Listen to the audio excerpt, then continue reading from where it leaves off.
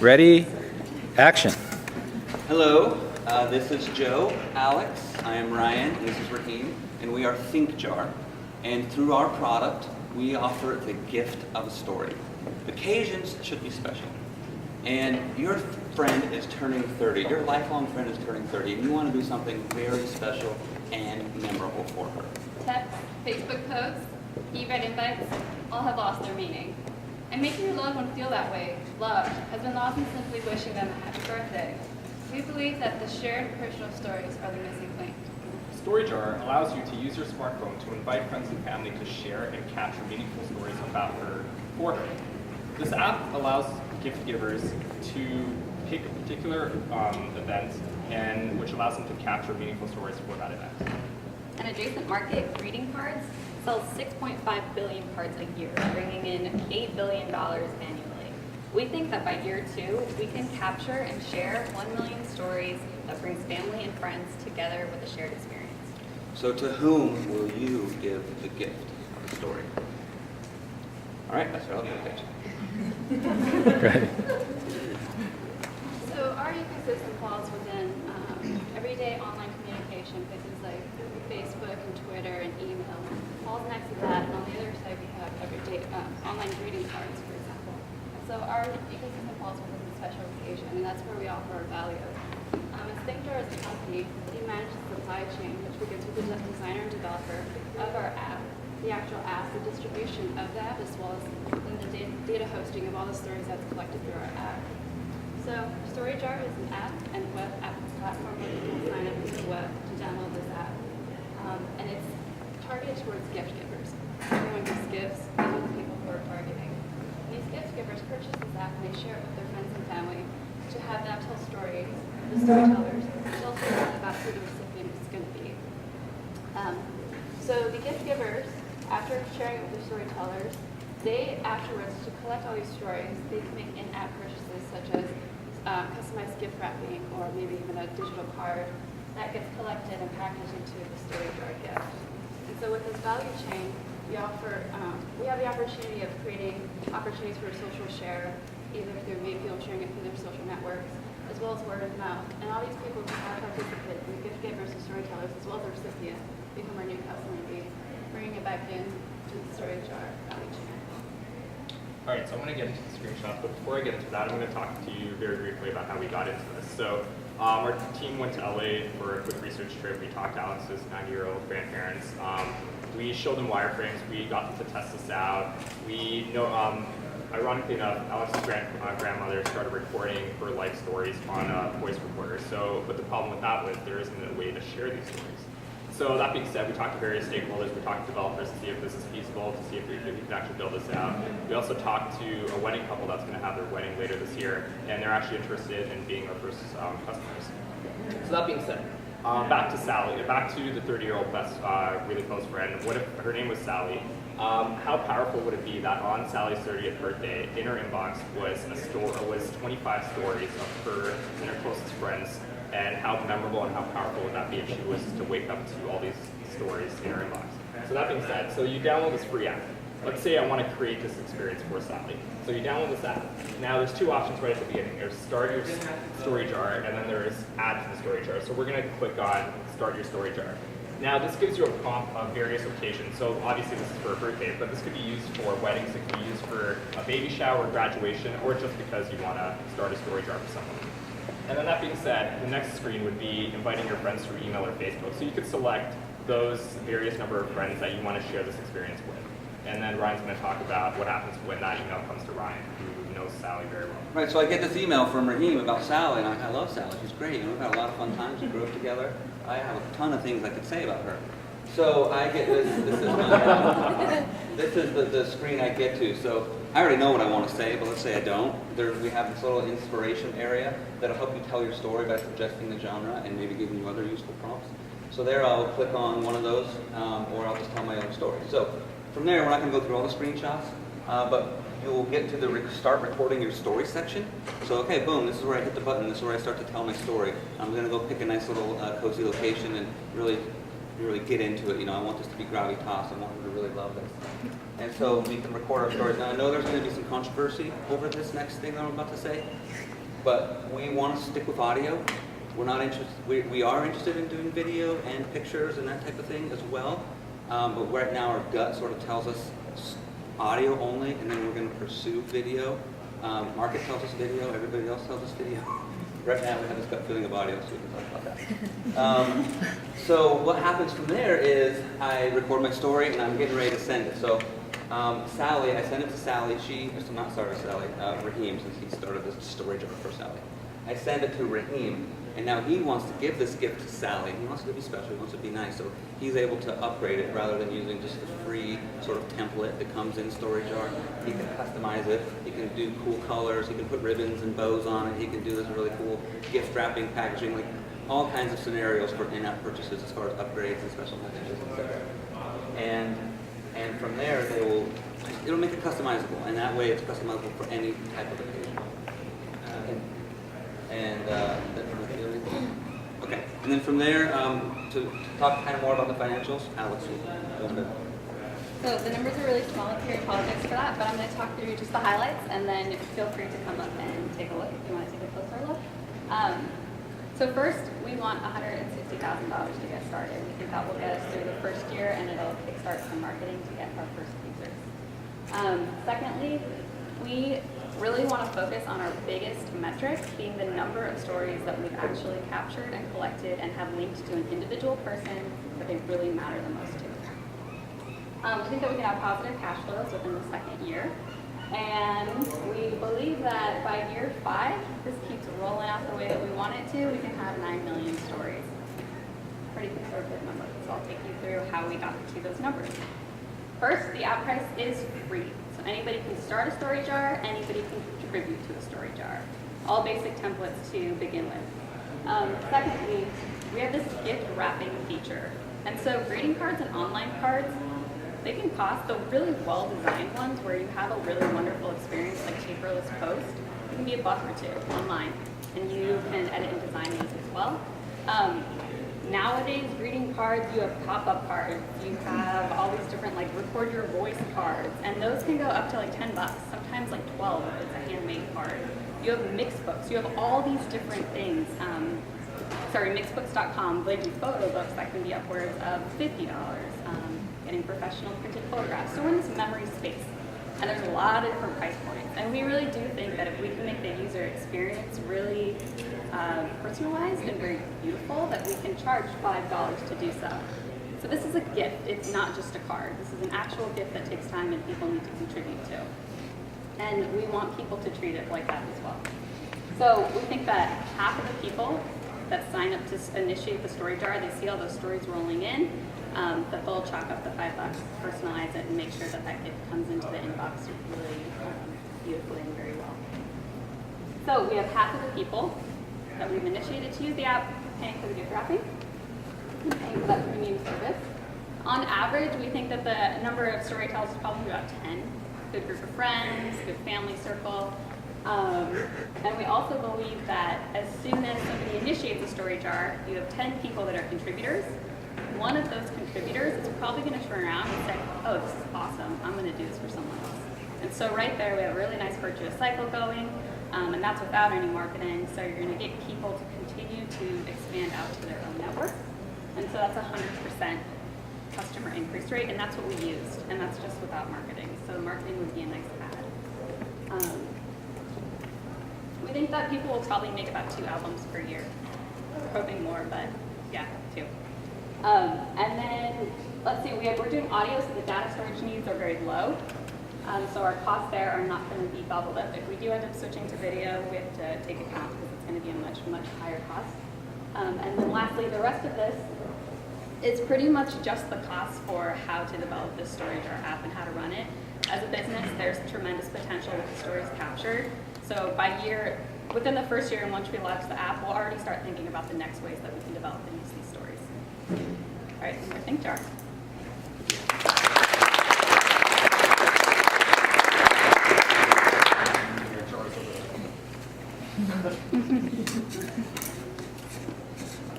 So actually, I have a couple of product questions. Are you going to limit the length of the audio? Does the story jar starter have the ability to edit? Is this a free for all? How are you envisioning this? So when we actually started testing this out in LA a couple of weeks ago, we initially thought that 3 minutes would be the ideal time, but after recording about 5 stories, we noticed the average is about a little less than 2 minutes. So what would happen on the screen is there would be a timeline that kind of trickles down towards how much time you actually have to tell your story, and then you can pause it if you want and continue it instead. Okay. So the average story jar you're thinking might be 20 minutes long? Potentially 20 minutes. But when this arrives in the person's inbox, they obviously have the ability to, individually listen to them and whatnot. You guys any kind of lifetime value of customer analysis? Not yet. Not yet. Okay. Maybe a little thing that this question is maybe thinking that of the term story and the term anecdote. I kind of wonder. I feel like story feels more pressure or something. Like it has to be a grand thing. Maybe if somewhere in there, I mean, the name of it, Story Jar, is awesome. Name, somewhere in there, referencing the term anecdote might lighten it a bit. That's the only sort of thing that are a little. Oh, really? Stories, so stories seem to Yeah, I mean, what if I don't have a lot to say about this good friend? privacy of invitation. Brandy? Did you, so if I'm using it, it's only available on the app, right? So all the people who are contributing have to have the app. And then it prompts them to say, well, so-and-so is getting married, please share a story about your experience with that person. Think of something that encapsulates that in 3 minutes. And then that person loads it up. I mean, I think it's really compelling. Someone asked me to do something similar once, and I wrote it in text, and then they created a book, and I just wondered, I know you talked about video, but photography, there's a site that does that where they overlay stories to photos. Yeah, there's some, we definitely have some ideas in the delivery module and how that can be customized and how pictures can be added. If they have a picture of this particular story, that would be helpful. If they have a little clip of video, we're definitely looking into that. Right now, we kind of want to keep it really simple, audio stories only, and not get too crazy. So that photograph would essentially be the album artwork for that story. I think this is a lovely idea, and it's something that's actually very near and dear to my heart with Lovestagram.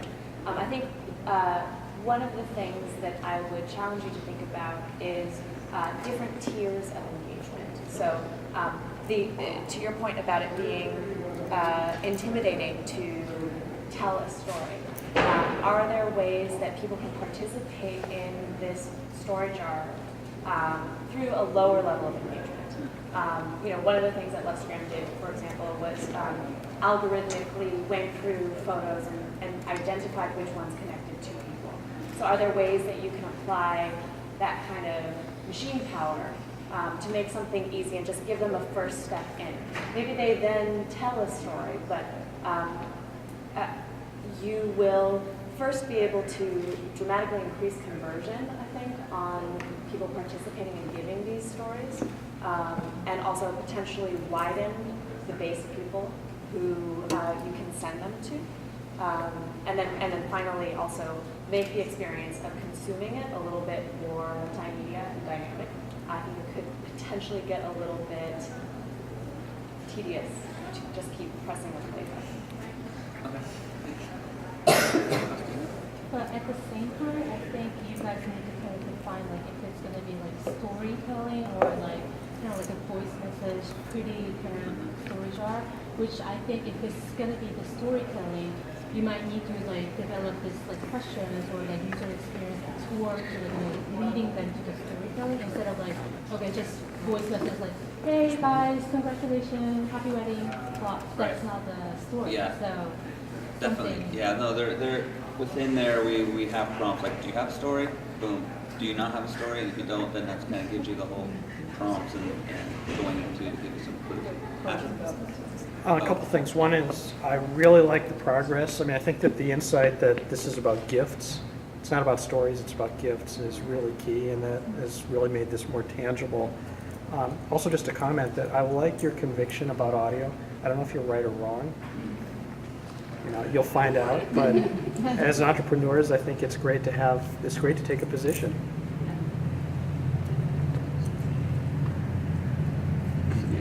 Yeah, kind of talking about, I like the audio too, and I don't think like it's a good thing, but I think it's based on something real. Like I think, music is pretty audio, and I can resonate with that so much more. And people, like, studies have been shown that they look at nowadays the data infographics, that people can detect changes in data more accurately with audible changes than actual visual. So it's like audio, like there's, like, look at podcasts, look at like audio, like, yes, I think you're totally valid to think that. It's not like it's a gut thing, but like it's not like a reprieve, like you're not, like it's, yeah.